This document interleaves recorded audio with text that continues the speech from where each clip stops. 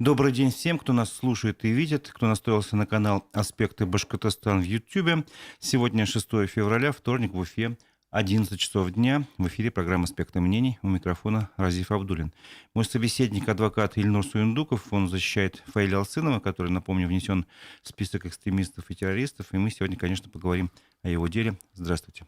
Добрый день. Напомню, трансляция программы идет в прямом эфире на канале YouTube «Аспекты Башкортостана». Здесь я прошу вас оставлять свои комментарии, вопросы к нашему собеседнику, мы их постараемся использовать.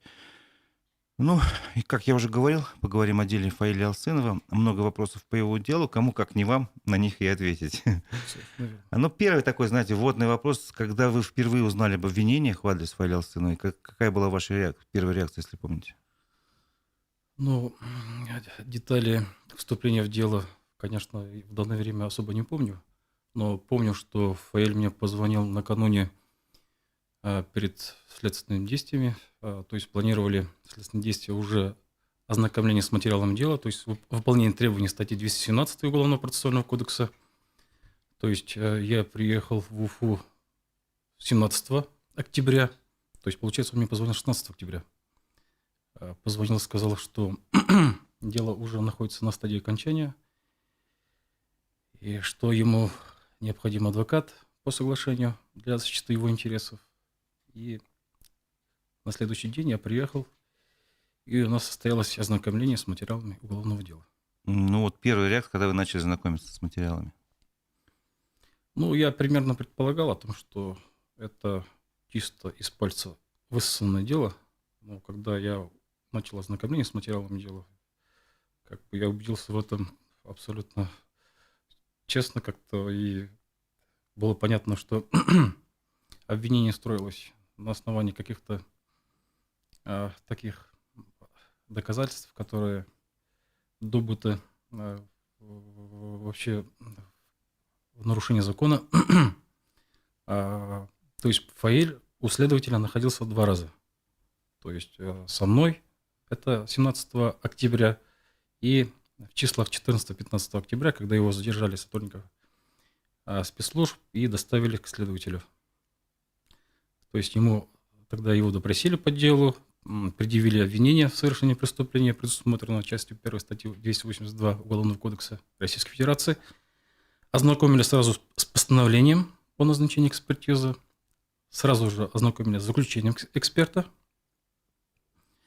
Они подписали все протокола, и, естественно, нам уже 17 октября оставалось лишь ознакомление с материалом дела. Угу.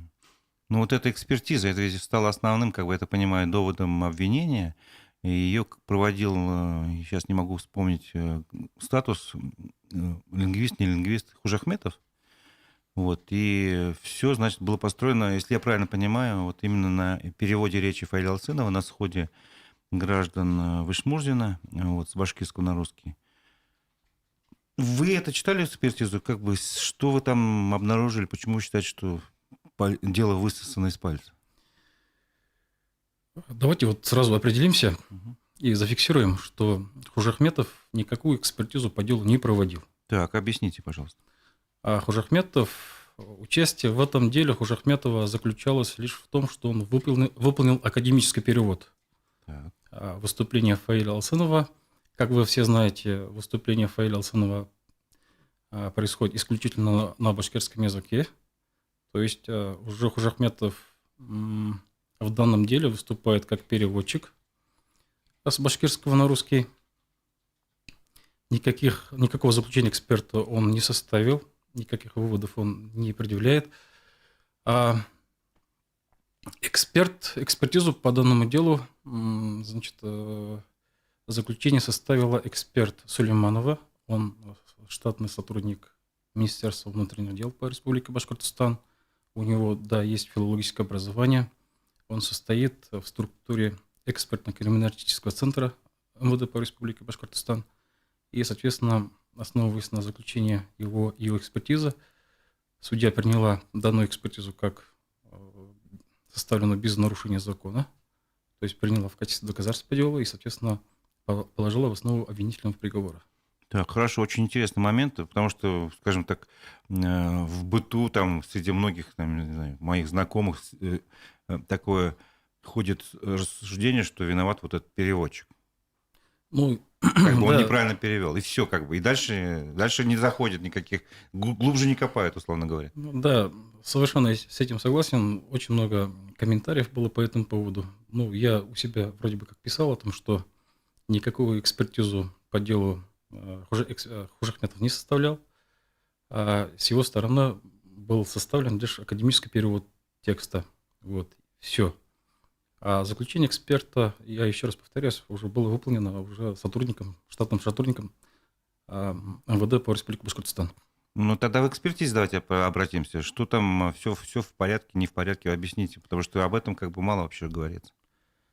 А, Эти грубые процессуальные нарушения, они уже начались уже при производстве следственных действий, потому что следователь по закону должен был сначала вынести постановление о назначении лингвистической экспертизы, а затем вызвать себе обвиняемого, подозреваемого, его защитника. Соответственно, он должен предъявить вот это постановление на ознакомление, потому что, согласно закону, сторона защиты имеет право заявить отвод эксперту. Вот, в данном случае мы непременно вот, при выполнении требований статьи 217 я сразу указал о том, что мы данному эксперту не доверяем, потому что он является сотрудником полиции. И вот есть такие процессуальные права стороны защиты. Это заявить отвод эксперту, поставить перед экспертом свои вопросы. Ну, то есть я прошу прощения, что перебиваю, но если вот, чтобы как бы более понятно было, не должно быть все свалено в одну кучу. То есть вот тебе показали постановление, что будет экспертиза, ты должен подумать, ага, с адвокатом вместе, какие у вас еще есть вопросы, добавить их, условно говоря. Если вам эксперт не нравится, ну, попросить другого, условно, ну, так попроще, если говорить, другого эксперта назначить. И вот потом уже проходит сама экспертиза, и заключение потом появится, вы потом уже в следующий раз еще с ним ознакомитесь. А тут все в один момент произошло. Да, я скажу более. Дело было возбуждено 18 августа 2023 года. Так. А когда должны были сказать об этом Ну, фигуранту дела, скажем о так? возбуждении уголовного дела уведомление направляется незамедлительно. А он узнал только в октябре, Да, получается. он узнал по факту задержания, когда его доставили в следственный отдел. Это какая норма закона нарушается? Но это порядок процедуры возбуждения уголовного дела. То есть процессуальный кодекс, да? Да, получается? конечно, это уголовно-процессуальный кодекс. О том, что дело возбуждено, следователь уведомляет прокурора и, естественно, уведомляет подозреваемого сразу же, незамедлительно. В данном случае данные требования закона были нарушены. Водички попить. Прошу прощения. Попить водички. Получается, все оперативно-розыскные мероприятия, все процессуальные действия, они провели таким образом втихаря, Угу. потом доставили его следователю, поставили перед фактом и предъявили обвинение. То есть уже никакой защите. Там у него сначала был защитник по назначению, то есть по назначению следователя. Естественно, они каким-то образом писать свои замечания, заявления не стали, ознакомились сразу с постановлением о назначении экспертизы, заключением эксперта. Таким образом, как бы адвокат узаконил такие незаконные действия следователя таким образом.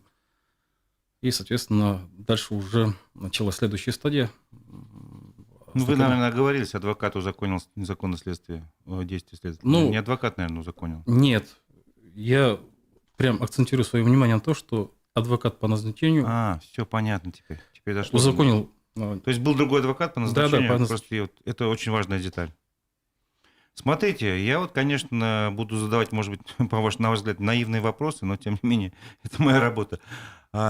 Смотришь какие-то там фильмы про правосудие, и говорят, если нарушены процессуальные нормы, то все дело вообще не заводится, там, условно говоря, и все обвинения снимаются. Это практика каких-то там условных там западных стран, или в России тоже так принято?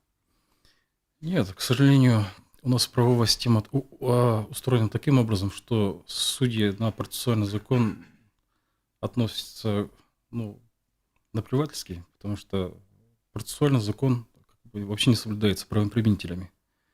Они нашли состав, А на остальное, как бы, грубо говоря, Ну, это как бы традиционная практика так, или она сложилась в последнее время? Каким образом все это? ну, она сложилась в последнее время, конечно же, потому что если соблюдать вот все эти процессуальные нормы, конечно же, это все усложняет работу следователя. Не, я понимаю, усложняет, но тут же речь идет о судьбе человека. Как бы Ну, к сожалению, есть какая-то норма, не знаю, в Конституции, может, в каком-то других законах, где говорится, что если нарушены процессуальные нормы, то все, не надо там дальше ну, заниматься этим делом. тут Нет такого? нет, тут, конечно, такой оценочный момент, потому что насколько это нарушения влекут признание тех или иных доказательств допустимыми, недопустимыми, это вообще существенное нарушение, несущественное нарушение. Конечно, все это имеет значение. Мгм. Ну, нормы определенные есть. Если Да, конечно, такие конечно. вот, то, что если процессуальные нормы нарушаются, то стоит задуматься вообще о продолжении дела. Такие Да, нормы есть. да, конечно. Хорошо. Ну, давайте продолжим. Вот вы говорите, экспертиза как бы была, и были нарушены нормы. Вы наверняка заявили бы отвод, если бы знали вовремя все, да?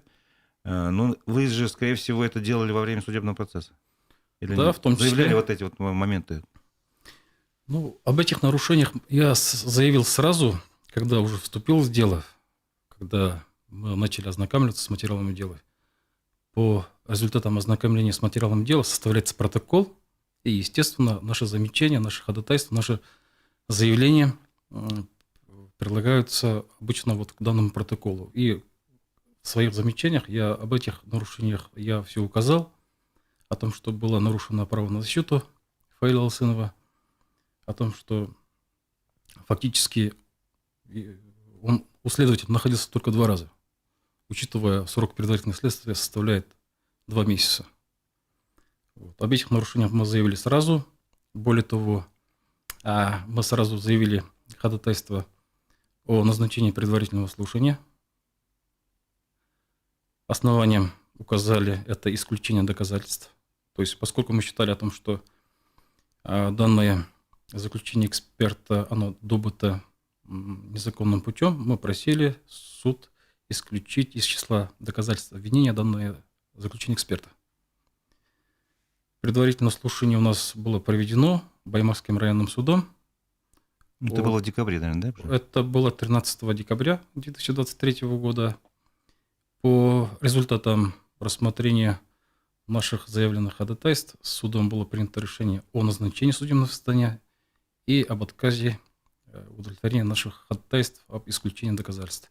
Но суд сослался на то, что пока судебное следствие не начато, все доказательства не исследованы, содержание вот этих заключений эксперта мы не знаем.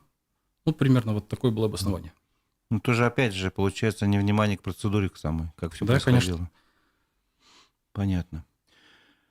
Но учитывая то, что вы же узнали потом, что заявление, прошу прощения, прокурора республики подписал сам глава региона, это как-то повлияло на вашу позицию в ходе защиты?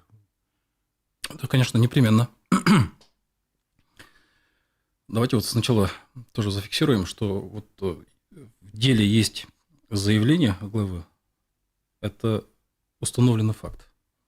Есть заявление Ахметвалеева, это тоже установленный факт. Между тем, вот эти заявления, они не служили поводом для возбуждения уголовного дела. Все-таки поводом для возбуждения уголовного дела послужили это результаты оперативно-розыскной деятельности, составленный рапорт оперативного сотрудника Центра противодействия экстремизма МВД по Республике Башкортостан.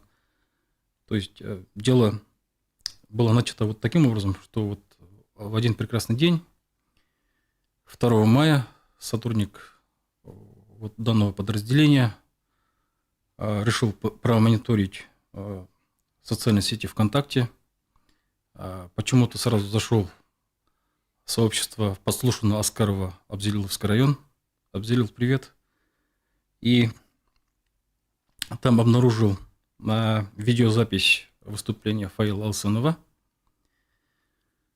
Эта видеозапись была размещена 28 апреля, то есть после проведения согласованного схода граждан в селе Шмурзино Баймакского района. Сразу же усмотрел признаки преступления, признаки состава экстремизма, сразу же составил рапорт и составил акт осмотра интернет-ресурса. Вот таким образом началась вся эта история. А потом уже были проведены оперативные разные мероприятия в форме наблюдения. Ну, смотрите, я правильно понимаю, получается, хронология событий немножко смещается, и тогда и логика немножко другая. Если я помню, вот вы сказали, 28 апреля был размещен ресурс. А осмотр какого числа примерно был? Акт осмотра интернет-ресурса от 2 мая 2023 года. Вот. Если я не ошибаюсь, то заявление главы республики датировано там 22 мая, да, или ошибаюсь? Ну, это, да, Позже. такие, да, согласно исходящего письма, они пришли намного позже, но все эти доказательства, все эти документы, они послужили основанием для возбуждения уголовного дела. Совокупностью. Совокупностью, Не одна только да, конечно, докладная конечно. записка там какого-то... Конечно, в совокупности, вместе с материалами оперативно-розыскной деятельности. Ну мы же говорим о том, что возбуждено было уголовное дело 28 августа, то есть прошло достаточно много времени. 18 августа. Ой, 18 Да, 18 августа. Это важно, вот эта хронология событий, она как бы дает картину для слушателей, я думаю. Хорошо. Вопрос, почему процесс сделали закрытым? Какие были основания, обоснования? Вот вы знаете, вот когда у нас состоялось предварительное слушание, когда мы заявили ходатайство об исключении доказательств, конкретно вот данного заключения эксперта, судом было оглашено письмо начальника Центра противодействия экстремизму МВД по Республике Башкортостан, по-моему, фамилия Деронов, о том, что в ходе судебного заседания по уголовному делу в отношении Фаила Алсынова есть группа поддержки, как было указано в письме, деструктивные элементы, которые могут совершать действия, направленные на захват зданий, административных зданий, могут совершать какие-то провокационные действия. И в этой связи прокурор заявил ходатайство с тем, чтобы заседания последующие были закрытыми. И данное ходатайство прокурора было удовлетворено, и, соответственно, все заседания у нас проходили в таком закрытом режиме. Что-то напоминает, по-моему, про такую же причину, по-моему, также говорили во время процесса над Лилией Чанышевой, который тоже внесена в список экстремистов. По-моему, там что-то подобное было, что вот возможные эксцессы там используют там против судебной системы и прочее. Да, это повсеместная практика и применяется. Понятно. А в ходе процесса какие ходатайства, кроме вот этого, то, о чем вы сказали, об исключении доказательств, вы еще подавали? Так, самое основное, конечно же, поскольку суд отказал нам в признании недопустимым доказательством вот данного заключения эксперта, естественно, мы заявили ходатайство о проведении повторной экспертизы. В том числе ссылаясь на то, что при производстве первоначальной экспертизы были нарушены требования статьи 198 Уголовно-процессуального кодекса.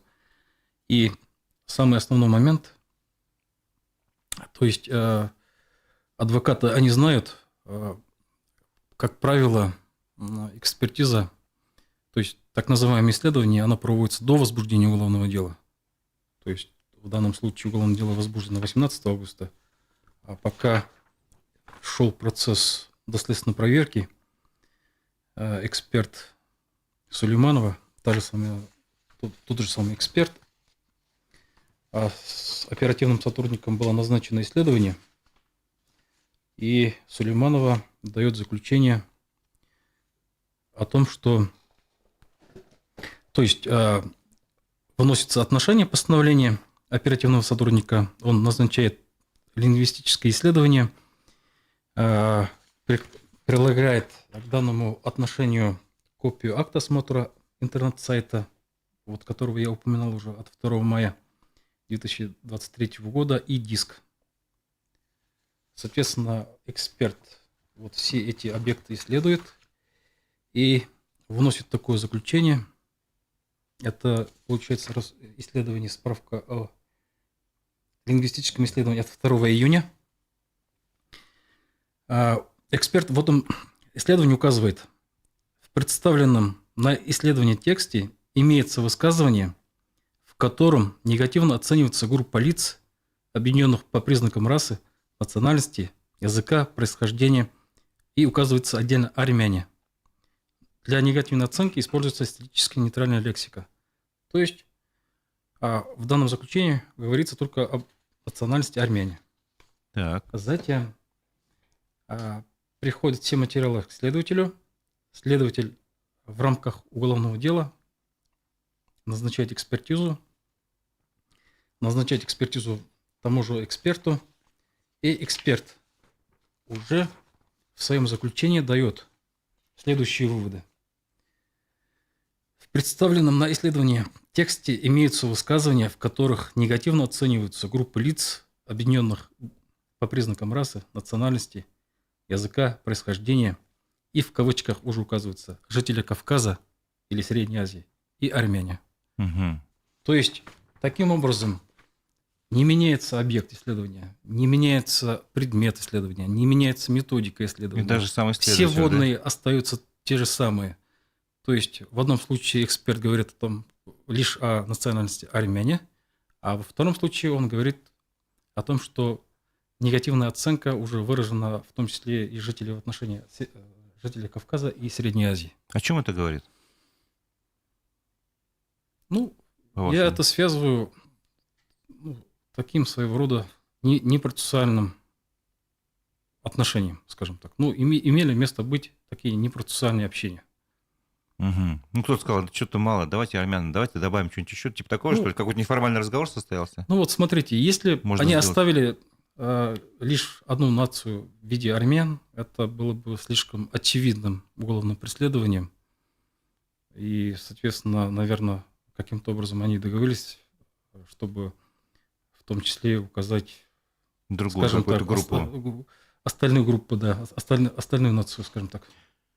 Это я все-таки, получается, если я сделаю неправильный вывод, вы меня сможете сказать, ну, поправить. Я так понимаю, что, ну, всем известно, что как бы в народе ходят такие слухи, не слухи, неважно, информация, что вот у нас в Башкирии очень много дается преференции именно армянам из-за того, что жена Ради Хабирова армянка. Вот как бы такая бытовая логика такая, условно говоря, она, это правильно, неправильно, правда, неправда, мы сейчас не будем обсуждать, это как бы, ну, не в нашей теме находится. Вот и поэтому, чтобы не связывать вот напрямую вот это вот дело с именем главы из региона, добавлена была еще там группа людей, там, как вы говорили, Кавказа и прочее. Вот я для себя такой вывод сделал. Такое ощущение складывается, по крайней мере. Давайте в этой части каким-то образом комментировать не Да, я буду. говорю, вы можете это не Да. комментировать, абсолютно, вы как бы это ваше право. Хорошо. Вот вы говорили, что подавали за ходатайство о повторной экспертизе. Реакция судьи какая? Учитывая, что был процесс закрытый, мы всех деталей не знаем, я поэтому буду вас спрашивать именно про процесс тоже. Ну, судья, даже не удаляясь в совещательную комнату, вынесла решение об отказе в удовлетворении заявленного ходатайства за необоснованностью. И все, тут никакой мотивировки не было. Потом мы увидели, соответственно, постановление было вынесено позже. Вот эти постановления мы в данное время получили, и, соответственно, пока идет процесс обжалования вот этих постановлений. Промежуточных судебных решений, скажем так. Понятно. Ну, то есть вот там есть какие-то основания для обжалования, для апелляционной Да, жалобы? конечно, конечно. Хорошо. А какие-то еще были просьбы от защиты, от стороны защиты? Да, конечно, вот в первоначальном судебном заседании, это после предварительного слушания, мы заявили ходатайство об изменении территориальной подсудности дела, ну, поскольку, как мы упоминали о том, что имелось заявление главы, и в связи с тем, что Алсанов не доверял составу суда, судейскому корпусу Республики Башкортостан, естественно, мы после согласования заявили ходатайство об изменении территориальной подсудности дела, чтобы дело передали в правобережный районный суд города Магнитогорска. Угу. Ну, обычно по закону такие ходатайства должны быть разрешены вышестоящим судом, и поскольку мы ввели речь в заявленном ходатайстве об изменении территориальной подсудности дела с Баймакского, то есть Баймакский районный суд относится Башкирия, Башкортостану. юрисдикцию судебного органа 6-го кассационного суда, Угу. а Магнитогорск относится к другому судебному округу. Естественно, вот это заявленное ходатайство у нас как бы подлежало по закону рассмотрению судьей Верховного суда Российской Федерации. То есть, Ну, то есть, вот, прошу прощения, что перебиваю. То есть, по идее, судья должен был прервать заседание и сказать, так, поскольку тут такая дела, такая ситуация, надо мне отправить вашу просьбу в Верховный суд России, чтобы они рассмотрели. Все По верно. закону так должно быть. Да, по закону А как было на деле? должно быть именно так. То есть после получения заявленного ходатайства судья должна была а, вот ходатайство и материалы уголовного дела направить в Верховный суд Российской Федерации для рассмотрения и разрешения по существу нашего заявленного ходатайства. Между тем, судья даже как бы таким же образом, не удаляясь в совещательную комнату, совершенно спокойно выносит решение об Об отказе, отказе да? в удовлетворении заявленного Ну, на мой ходатайства. взгляд, это уже одна из оснований там, в Это, апелляционной жалобе, как бы, да, как конечно, минимум. это грубое нарушение Уголовно-процессуального кодекса Российской Федерации, что является самостоятельным основанием для отмены постановленного обвинительного приговора. Мгм. Ну, вы тем самым сейчас даете большую надежду многим, кто следит за процессом.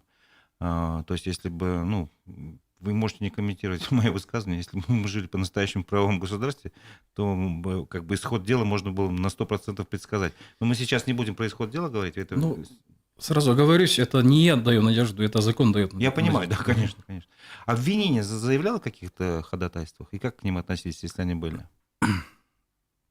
Стороной обвинения заявлялись такие незначительные ходатайства, даже, я бы сказал, такого технического свойства ходатайства.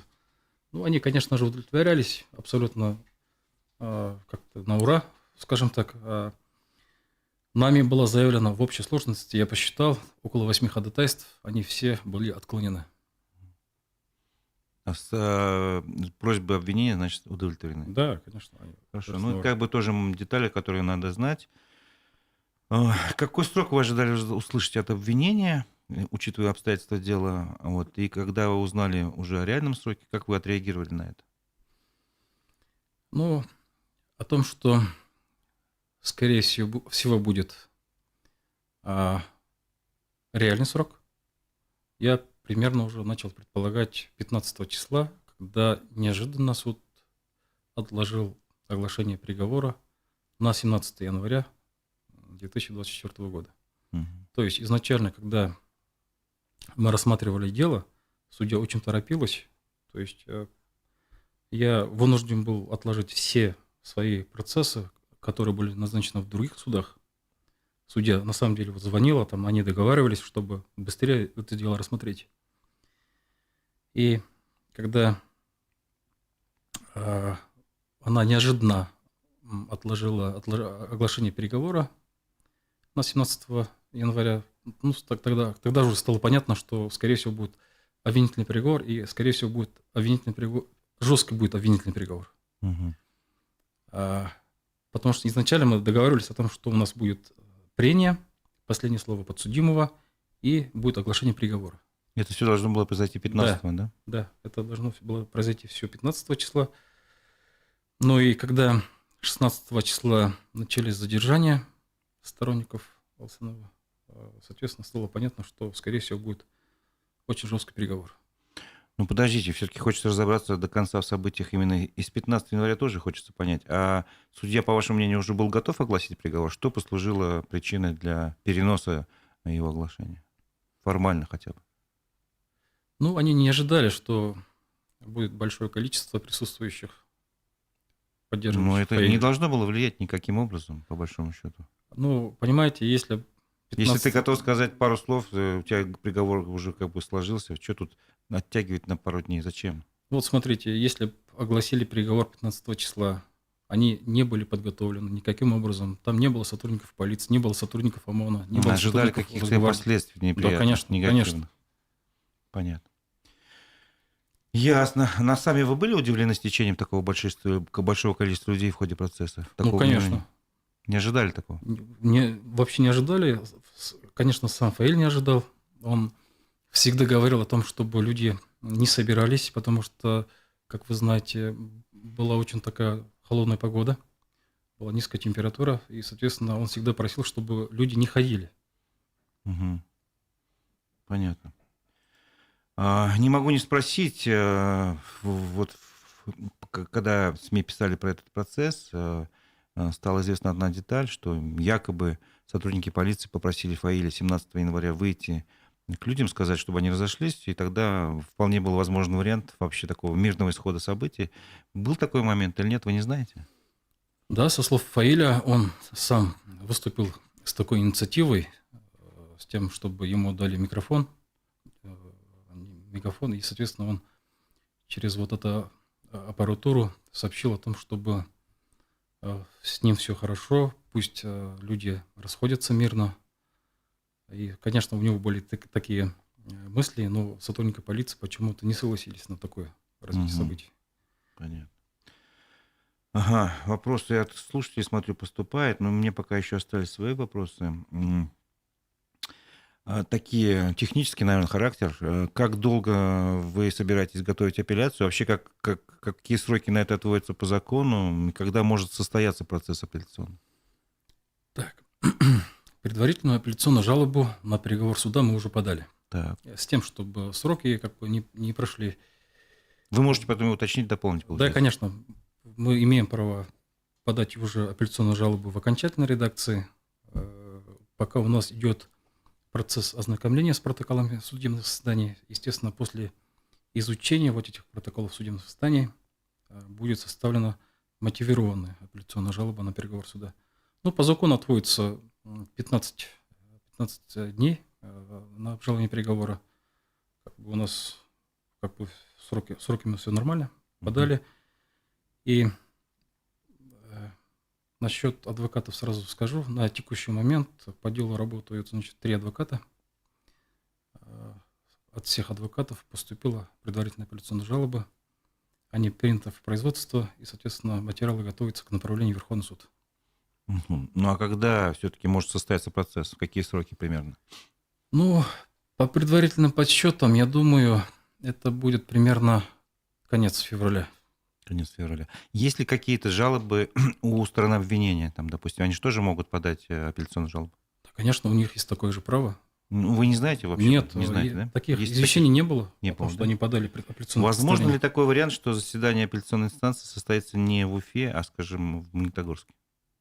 Нет, такого варианта По закону нет. нет, по закону нет. То есть подсудность здесь и все. Да, конечно, приговор Баймакского районного суда подлежит оценке и изучению с точки зрения законности и обоснованности только Верховным судом Республики Башкортостан. Как часто вы встречаетесь с Фаилем Алсыновым и как он себя чувствует? Фаиля я стараюсь посещать ежедневно, потому что понимаю, что он находится в таких сложных условиях содержания. Все вы знаете о том, что он помещен в камеру одиночного типа. Кроме камеры наблюдения, возле двери камеры всегда дежурит спецназ системы ФСИН, Федеральной службы исполнения наказания. Поэтому сразу оговорюсь, его жизни и здоровью ничего не угрожает. В бытовом плане он обеспечен всем необходимым, насколько это возможно, насколько это положено. Настроение, конечно, у него, не скажу, что приподнятое, бодрое. Конечно, он немного подавлен в связи с последними событиями. Он абсолютно не переживает за себя, он переживает за тех ребят, в отношении которых возбудили уголовное дело по фактам массовых беспорядков и применения насилия в отношении сотрудников полиции при исполнении ими своих служебных обязанностей. Конечно же, он в курсе смерти Даутова Рифата Фуатовича. В этой связи он передал слова искреннего соболезнования его родственникам. Конечно же, он в курсе получения тяжелого увечья Давлеткельдином Димом, тоже передает слова огромной поддержки.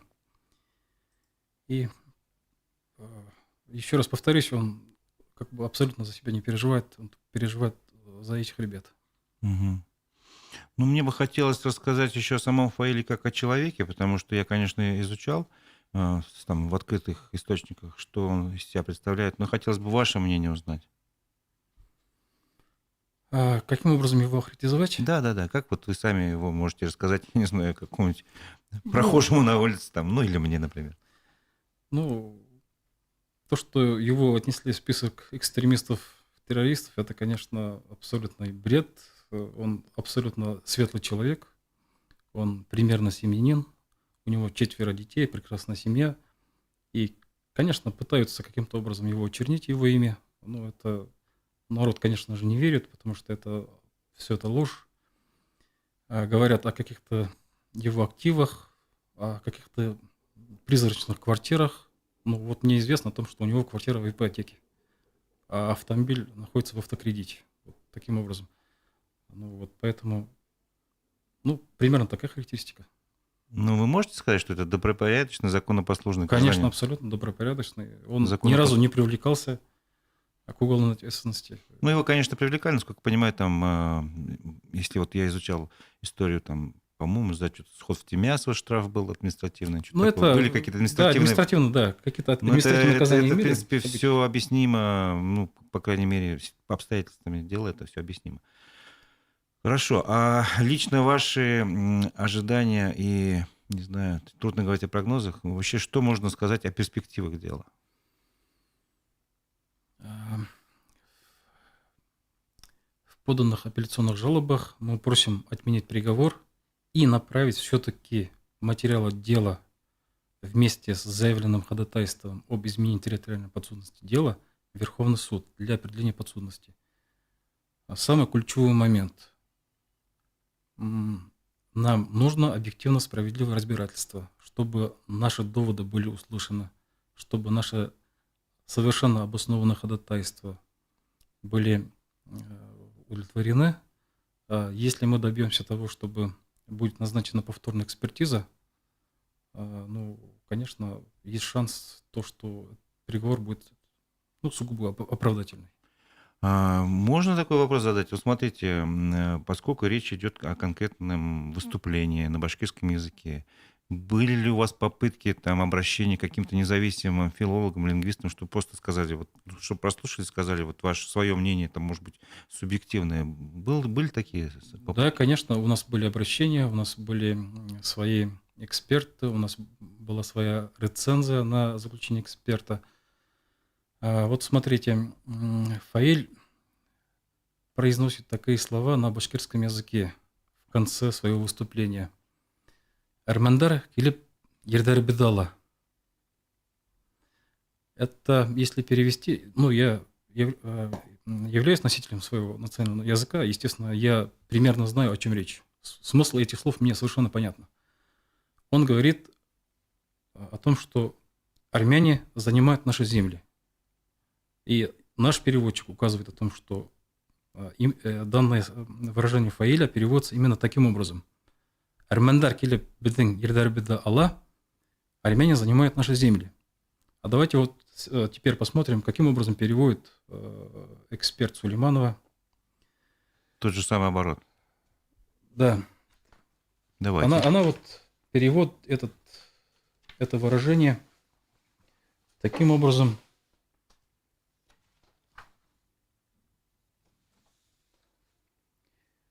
Армяне захватывают наши земли. Ну, абсолютно разные слова, абсолютно разный перевод. Ну, как видите, это абсолютно некорректный, абсолютно агрессивный перевод, который ничего общего тем Хотя словам... занимают, захватывают, как можно сказать, что синонимы, ну и тоже поспорить, я думаю, филологи, которые знают лучше, чем я, русский язык. Вы знаете, я бы согласился с экспертом в том случае, если бы Фаиль сказал на башкирском языке вот следующее. Так. Армяндар келеп бидин ердар биди батып ала. Вот совершенно правильно, да. Он тут другой говорит о том, что армяндар келеп бидин ердар биди ала. Вот. Ну, буквально игра слов там. Одно слово пропущено. Да, и естественно, всё. там перевод Другой. в таком негативном контексте все это преподносится. Угу. Значит, если я правильно вас понял, то оптимальный исход – это перенос дела, передача материалов дела в Верховный суд России, назначение повторной экспертизы, и там уже есть какие-то шансы. Да, конечно. Это оптимальный исход. Ну, будем реалистами. Мы знаем обстоятельства, в которых мы живем. Я понимаю, что вам сложно, может быть, делать какие-то другие прогнозы, кроме как основанных на законе, на знании закона. Есть ведь, наверное, все-таки вероятность, что этого не случится? Ну, Как вы думаете? прогнозировать это... Я конечно, понимаю, ну, все-таки. Есть? Вы не исключаете, что ваши доводы не будут услышаны? Я уже ни к чему не удивляюсь по этому процессу. А Потому что, апелляционная жалоба же будет рассматриваться Верховным судом Республики да, Башкортостан. совершенно верно. Все будет зависеть от позиции конкретного судьи. Да, конечно. И если мы вернемся, там, не знаю, на лет 50 назад, когда мы жили в советское время, тогда было так называемое телефонное право, и любой, собственно говоря, начальник мог судье подсказать, как правильно решать. Сейчас, на ваш взгляд, остатки того телефонного права еще существуют или нет? Ну, вы можете не отвечать на этот вопрос. Ответ, скажем так, не для эфира. Ну вот, я говорю, вы можете не отвечать на этот вопрос, как бы. Тут я вас прекрасно понимаю. Ага. Есть, в общем, я вас понял, что какие могут быть последствия, если все в рамках закона действовать, вот именно такие. Вопрос, ну, законно, справедливо, наверное, спрашивают, ведете ли вы дела участников так называемого баймакского дела, дела о массовых беспорядках, которые завели? Ну, по состоянию, скажем так, на сегодня нет. Мгм. То есть вы, наверное, отказываете, потому что у вас какие-то причины Да, есть? есть, конечно, свои причины, о которых я не буду говорить, Мгм. конечно, пока таких дел особо не верю. Стало ли вам сложнее работать лично после событий в Баймаке? У вас же есть и другие дела. Да, конечно. Стало ли сложнее работать или нет? Да, конечно. Я вот, воспользуюсь моментом, конечно, приношу свои извинения перед другими клиентами, которые с пониманием отнеслись. Многие пишут о том, что как бы их дела пока оставить и первоочередно заниматься с делом Алсынова Фаиля. Конечно, за это им большое спасибо. Вот поэтому я же говорю, что вот все дела отошли на второй план. Мгм, мгм. Потому что и Фаиля Алсынова надо посещать ежедневно, потому что он находится в таких тяжелых условиях в одиночной камере. Нужна ли помощь какая-то его семье? Вы Так, можете об этом сказать? Семье Фаиля Алсынова нужна какая-то ну, помощь? по-моему, родственники сбора объявили, но Ну, то есть вы как бы этого не касаетесь? деталей я, конечно, не Хорошо. знаю. Вопрос от нашей аудитории. Говорят, адвокаты некоторых задержанных просят на судах выйти представители СМИ. Некоторые родные задержанных боятся, когда на них выходят журналисты. И вопрос такой. Нужно ли задержанным бояться СМИ или все-таки широкий резонанс лучше, чем замалчивание? Ну, широкий общественный резонанс, конечно же, очень важен, поэтому я думаю, что я убежден в том, что журналистам общаться необходимо просто. Мгм. Ну, как раз вы показываете свой Да, личный пример. конечно. Подскажите, как жители республики могут помочь задержанным в юридическом плане? Присутствовать может на открытых судах, обращение куда-то писать? Есть ли смысл вообще это делать? Да, конечно, что не запрещено законом, конечно, все действия необходимо совершать, потому что у нас как и инструментариев не так много. Такие процессуальные обращения, непроцессуальные обращения, освещение данной проблемы в средствах массовой информации.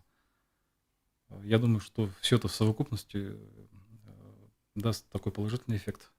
Ну, смотрите, я немножко не понимаю, например, каким образом посторонний человек может повлиять, что ли, на ход дела. Я смотрел, в соцсетях распространяются образцы, например, обращений, чтобы провели справедливое расследование по делу Рифата Даутова, о котором вы упоминали. То есть вот как я, посторонний человек, могу это написать, и это действительно станет поводом для разбирательства или нет? Ну, необходимо То разграничить. есть я же не имею вроде как ни Нет, родственник, там, ни это. нет, необходимо разграничить какое-то обращение процессуальное, либо непроцессуальное. Процессуальное обращение, естественно, подается тому даже самому лицу, который ведет дело, а непроцессуальное обращение может составить любой житель, Мгм. обращаться в вышестоящие инстанции, Генеральному прокурору, Следственному комитету. Это каким законом регулируется? Это федеральный закон об обращении граждан. Понятно. Там месячный срок Да, обязаны месяц срок рассмотрения, да. Все понятно. Спасибо, что разъяснили. Ага. Ну, смысл, короче говоря, есть. Смысл есть участвовать в этом деле. Если вы что-то там заметили, вам кажется несправедливым, можно и нужно Да, обращаться. конечно. Хорошо. Вопрос, не знаю, тоже можете отвечать, может нет, потому что, может, это повредит Фаилю Алсынову. Не знаете, почему Фаиль пришел на процесс Лилии Чанышевой? И можно ли провести параллель между ее делом и делом Алсынова? Мол, и тот, и другой поплатились за то, что пытались оппонировать власти. Ну, я, к сожалению, за Фаиля ответить не могу, почему он пришел к судебному Ага. процессу по Чанышу. Я не знаю А даже. параллели между двумя делами? Ну, Типа вот ну, один критиковал власть, другой тоже. Ну, детали дела я не знаю, Чанышев, поэтому каким-то образом комментировать не могу. Хорошо. Подведя, может быть, итог некий нашему разговору, напомню, что на митинге 26 января глава Башкортостана заявил, что я как бы глава республики не только тех, кто со мной согласен, но и тех, кто не согласен, и призвал к диалогу. А что, по-вашему, нужно сделать, чтобы наладить диалог между обществом и властью? Я на самом деле об этом много думал. Я думаю, все-таки единственный выход — это создание некого общественного совета, куда войдут представители общественных организаций, но и не только представители общественной организации, но и те люди, которые были за Фаиля Алсынова. Я абсолютно убежден в том, что в данный совет должны войти такие люди, как Сагит Агай Исмагилов, Ильдар Агай Юмагулов. То есть те люди, которых, сейчас, конечно, я не могу вспомнить все фамилии, но те лица, те персонали, которым народ испытывает такое определенное доверие. Иначе какого-либо смысла создавать такие советы абсолютно не будет. Мгм.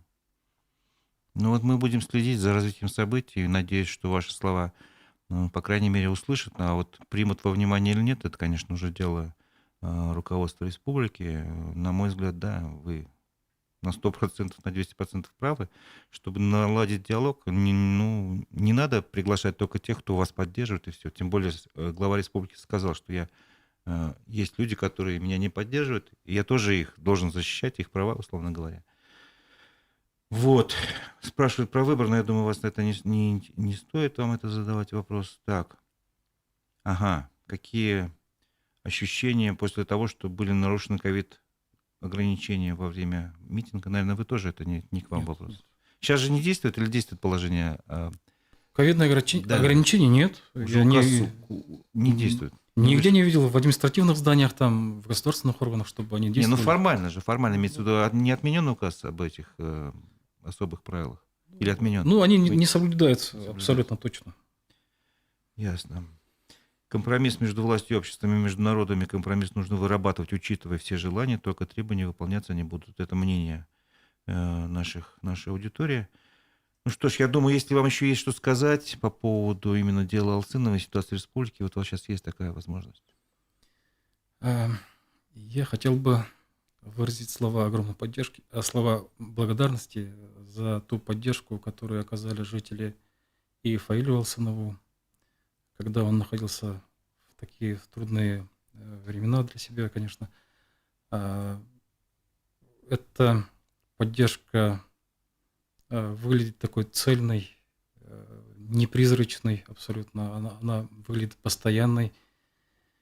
Ну, я думаю, что именно благодаря такой поддержке мы находимся своего рода на таком железобетонном фундаменте, на котором мы твердо стоим на ногах и продолжаем борьбу. Мгм. И, соответственно, Фаиль тоже передать его слова благодарности всем жителям, которые поддержали его. И я думаю, что благодаря вашей поддержке все трудности будут преодолены, и, естественно, будет вынесен абсолютно справедливый и объективный приговор. Ну, я согласен с вами. Спасибо большое. Я напомню, что это была программа «Аспекты мнений». У микрофона был Разиф Абдуллин, а мой собеседник, адвокат Фаиль Алсынова, Ильнур Суиндуков. Спасибо, что пришли в нашу студию. Спасибо. Всего доброго. До свидания.